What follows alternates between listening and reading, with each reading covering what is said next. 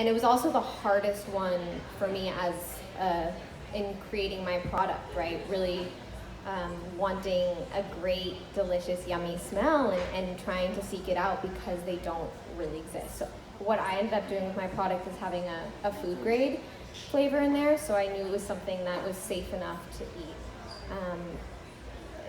Look, we can't always, right? I talked about EWG and typing in certain ingredients, which is for me the solution. But with fragrance, unfortunately, we can't do that. So I do think unless, again, you know who you're purchasing from and who's creating the products. Personally, as somebody who also struggles with eczema and sensitive skin, I try to veer away from a lot of fragrance.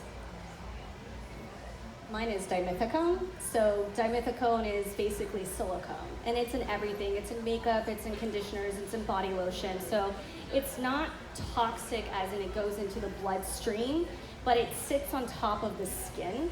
So when you secrete oil or sweat, there's nowhere for it to go. So it literally physically gets trapped. So what our body does naturally when we secrete oil and sweat is it's getting rid of the toxins. And it's, trying to shed out everything. So when it's stuck and it's just there, you're not allowing those natural things to come out, and you're causing breeding of bacteria. You can cause those tiny little white bumps that happen when you turn your head, and get little breakouts, irritation, sensitivity. And so it's not a scary, toxic ingredient, but in my opinion, if you're not allowed to secrete things naturally out of your body, that's not a good sign. That's not good.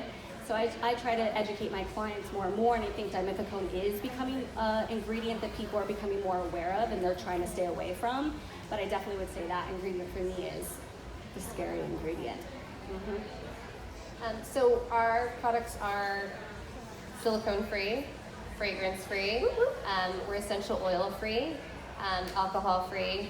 So there's actually a pretty long list of those things. I would say that in terms of education, one of the things that is also important to know is that chemical sunscreens can be, if it's not good for the reefs, is it good for you? Put on your face. Right, and then in addition to that, it can also be, because I really look at the lens, I do look at the clean through the lens of being both, again, non-toxic and non-irritating.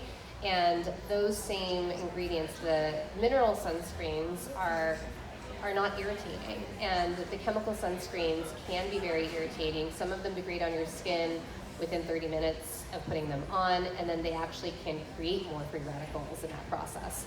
So I would just be really careful about your sunscreen as well, especially with, not to be even more dramatic about it, but climate change and everything else going on in the world right now, sunscreen's really important. So, and I don't even sell a sunscreen, I'm just saying. So.